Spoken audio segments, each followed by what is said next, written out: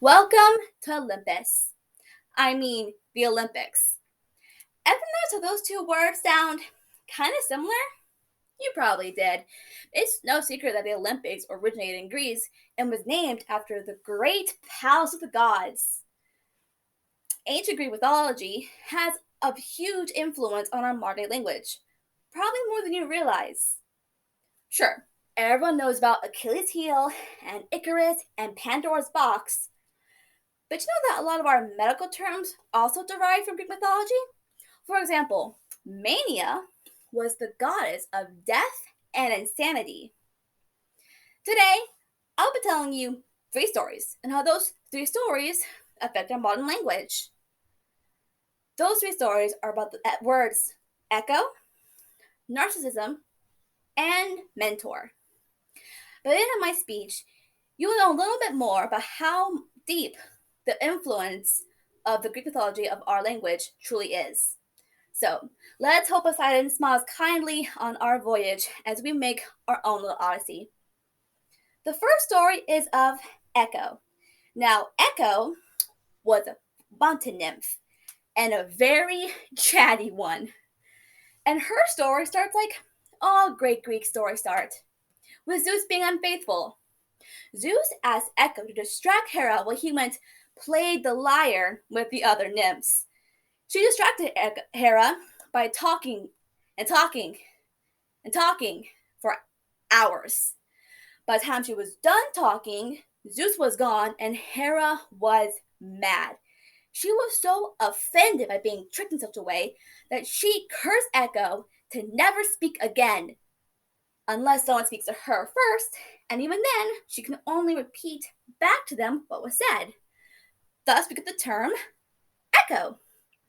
But her story is deeper than that. In order to finish her story, we have to start a second story, the story of Narcissus. Now, one thing known about Narcissus was that he was hot. I mean, really hot. I mean, like Chris Hemsworth hot. Anyone who saw him fell in love with him and wanted to be him. He was all of that in a bag of chips, and he knew it. Another thing you know about him is that he was a hunter, a very good one at that. So one day, while hunting the forest, he caught the eye of Echo. Echo fell deeply in love with him and followed him in silence, hoping that he would say something so she could talk to him. Sure enough, eventually he shouted out for his fellow hunters, and she shouted back. Thus began a very confusing encounter of who are you, who are you, I don't know, I don't know.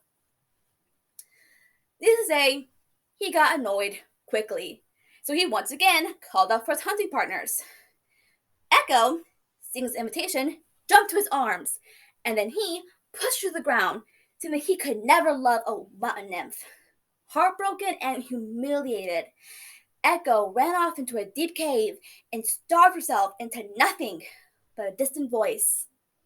Now, the goddess of vengeance, Nemesis, another word we use, saw this and was so infuriated by Narcissus' cruelty that she cursed him.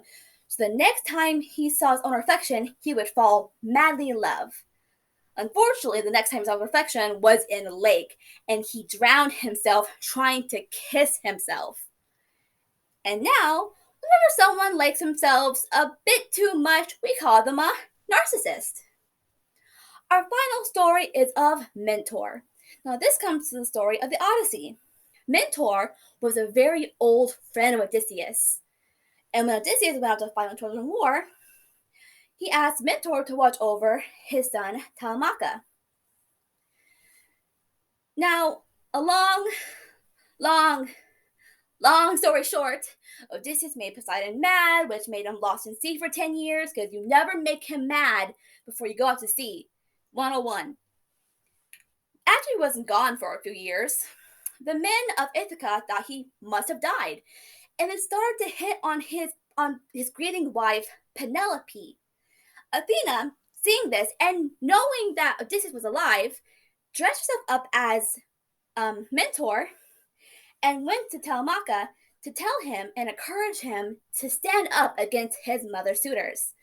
Once he did that, she then encouraged him to go out and see and to search for his father. Now, in our modern language, a mentor is someone who gives you advice and guidance, especially if you're going to Telemachus. Now we've come to the end of our Odyssey. Today, I have told you the origins of Echo, narcissism, and mentor. Hopefully, this interests you and inspires you to go search for other words that you say every day derived from Greek culture. Trust me, there's a lot, especially flowers. A lot of flowers named after dead Greeks.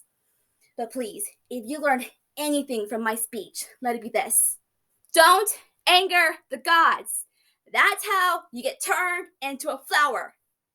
Goodbye.